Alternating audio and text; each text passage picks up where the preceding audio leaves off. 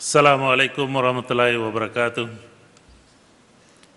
Good afternoon and salam satu Malaysia.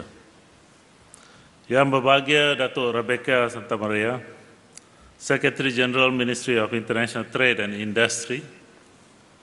Yang berbahagia Datuk Muhammad Razali Hussein, Director General Malaysian Productivity Corporation.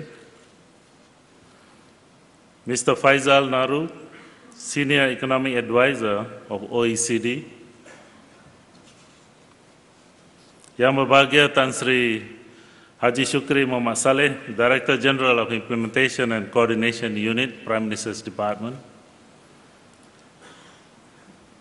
Yang berbahagia Datuk Farida Muhammad Ali, Secretary General Ministry of Health.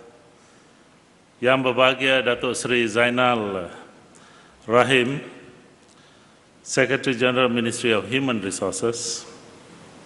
Yang berbahagia Datuk Ibrahim Muhammad, Secretary General of Ministry of Rural and Regional Development. Yang berbahagia Datuk Himat Singh, Secretary General of Ministry of Works. Yang berbahagia Datuk Osman Mahmud, Senior Deputy Secretary General of Prime Minister's Department. Yang berbahagia Tan Sri Yong Po Kon, President of Federation of Malaysian Manufacturers. Yang berbahagia Tan Sri Azman Shah, Datuk Sri Harun, Chairman of Malaysian Employers Federation, MEF, and with all other protocols observed. Yang berbahagia Tan Sri, Datuk-Datuk, Datin, ladies and gentlemen.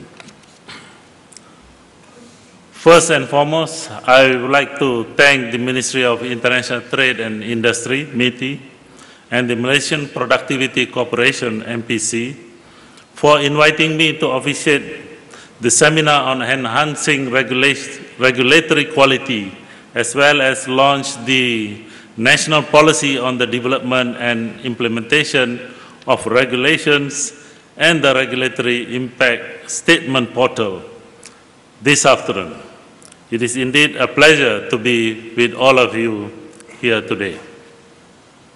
MPC has been at the forefront of promulgating good regulatory practices, GRP, and I'm glad to note that today's event is a culmination of their tireless effort, which was achieved with the support from and collaboration with various agencies, including Pemuda, the Special Task Force to Facilitate Business. Ladies and gentlemen, the World Bank Doing Business Report 2013 ranked Malaysia 12th among 185 countries. We have moved 6 notches up from 18th position in 2012, and this places Malaysia ahead of countries such as Sweden in the 13th place, Thailand 18th, Germany 20th, Saudi Arabia 22nd, Japan 24th, and Switzerland 28th. Malaysia continues to be the top country in terms of getting credit and maintains its 4th position for protecting investors. In the same report, other areas which have improved include paying taxes. That's very interesting. Registering property, getting electricity, trading across borders, and dealing with construction permits. The World Bank acknowledges that Malaysia is among the top 10 reformers within the Asia-Pacific Economic Cooperation, APEC region, that has made the most progress towards better regulatory practices. Okay. The World Competitiveness Yearbook 2013 by the Institute for Management Development, IMD, also highlighted that Malaysia has improved its business efficiency by 2 ranks to be ranked a credible 4th from 6th position in 2012. Hence, to ensure that our competitiveness is further enhanced and sustained, Malaysia must continue to intensify regulatory review initiatives to modernize the business environment. Ladies and gentlemen, over the past 30 years, OECD countries have observed that the introduction of a national policy to promote better regulations has been an important development for public governance. As countries emerge from an economic crisis, they are often under pressure to strengthen their regulatory systems, as the crisis usually exposes flaws in regulations as well as enforcement.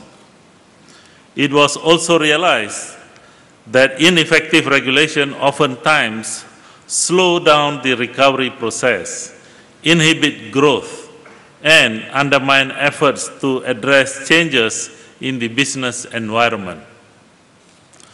On the other hand, effective and efficient regulations, together with good regulatory practices, contribute to quality regulations, inspection systems, and enforcement that help foster productivity and innovation among businesses. This, in effect, helps to regain the confidence and trust of citizens, consumers, and businesses on the government machinery and its institutions. Malaysia realizes that the regulatory environment has a substantial effect on the behavior and performance of companies.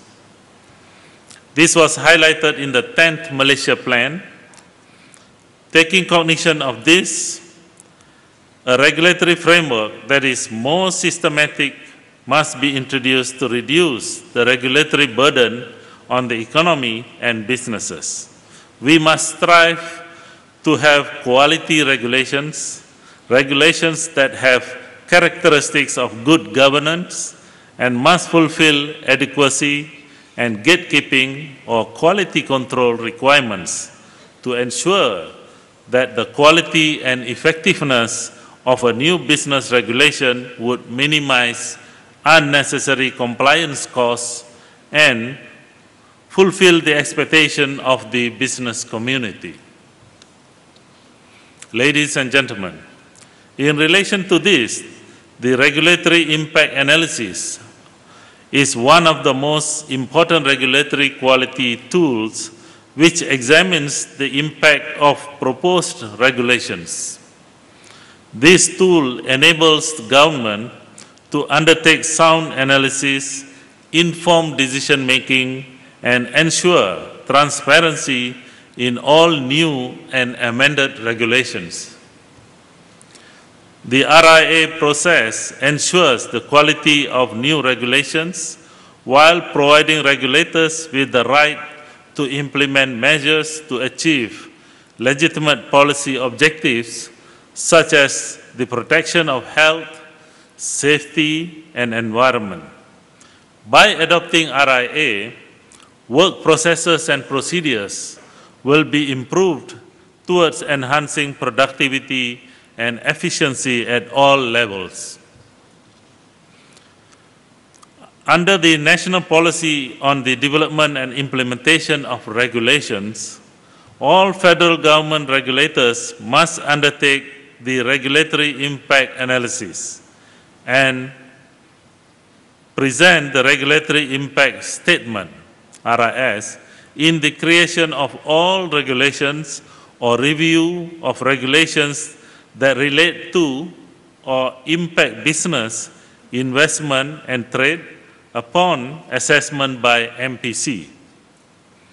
The process is also applicable for voluntary adoption by state governments and local authorities. This national policy guides the development of good regulations and sets out core principles that regulatory authorities should adhere to in regulating. It also outlines a number of steps that will be taken to put the principles into practice. and seek to reduce, if not eliminate, cumbersome and inappropriate bureaucratic procedures. In essence, it is implemented to promote a regulatory process that is effective, efficient, and accountable, and at the same time, ensure that Malaysia's regulatory regime effectively support the nation's aspiration to become a high-income economy by 2020. The National Development Planning Committee, NDPC, will oversee the implementation of the policy and will monitor the RIS process as well as examine and endorse the adequacy of all RIS. MPC will be responsible for assessing the need for RIS and will also perform a review of the RIS before submission to NDPC. As the policy comes into effect today, through or via the Perkeliling Am Dasar Negara bagi Pembangunan dan Pelaksanaan Peraturan, I urge all of you to also make reference to the Best Practice Regulation Handbook produced by MPC, which will assist and guide you in implementing the policies and undertaking the regulatory process management requirement outlined in the policy document. At the same time, I also encourage you to access the Regulatory Impact Statement portal, which will also provide you with other relevant references as you embark on this journey towards good regulatory practices. Ladies and gentlemen, the seminar on enhancing regulatory quality today is indeed timely, and we are fortunate to have OECD as our strategic partner to collaborate with us in this journey towards the implementation of a good regulatory practices in our country. I hope those present here will maximize the opportunity given to them today by putting forward their questions to our knowledgeable speakers here and seek clarification on any doubts that you have.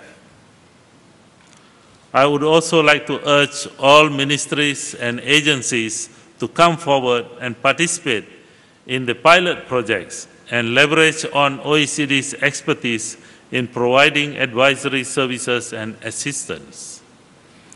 At present, agencies involved in the implementation of RIA are the National Water Services Commission, SPAN, and the Federal Agricultural Marketing Authority, FAMA. I would like to congratulate them for their effort to be the pioneer, and it is my sincere wish to see more participation from the other ministries and agencies. With that, I now officially open the seminar on enhancing regulatory quality and launch the national policy on the development and implementation of regulations and the Regulatory Impact Statement portal. Thank you. Wabillahi taufiq wal hidayah. Assalamualaikum warahmatullahi wabarakatuh.